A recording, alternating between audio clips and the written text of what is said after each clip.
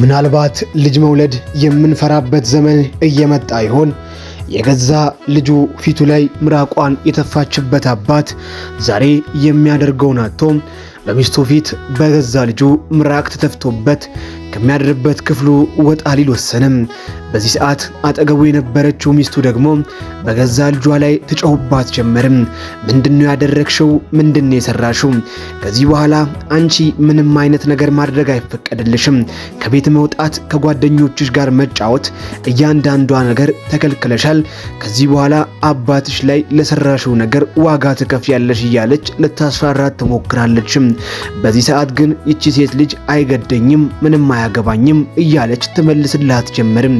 በዚህ ሰዓት እናት ይባሱን ተበሳጨችም። አባት ልቀጣት እፈልጋለሁ፣ ይቺ ልጅ መቀጣት አለባት እያለ ይጫው ጀመርም። በዚህ ሰዓት እባክህ ከልጆች ጋር በተናደድክበት ሰዓት አታውራ፣ ምክንያቱም የምታደርገውን አታውቅም፣ ልጆች እጅግ በጣም አናዳጅ ፍጥረት ናቸው እያለች ከተናገረች በኋላ እሱ መለስ ሲል ደግሞ መታ ልጇ ላይ ትጮህባታለችም። በዚህ ሰዓት ግን ልጇ ምንም እየመሰላት አይደለም።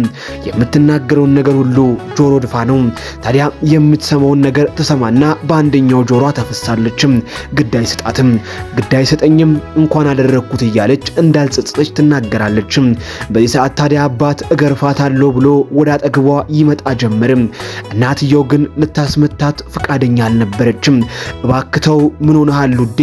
ከልጆች ጋር እኮ በተናደድክበት ሰዓት የምታደርገውን አታውቅም ብላ የምትጠይቀው ጥያቄ የምታስታውሰው ነገር ሁሉ እሱን ያረጋጋዋል እንጂ የሚያደርገውን ነገር አያውቅም ነበር።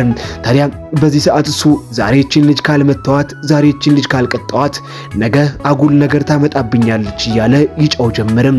እርሷ ግን ልጅቷን አሁንም ለመምከር ነው የምትፈልገው። ነገር ግን ልጅቷ የምትሰማ አይነት ነገር አይደለችም።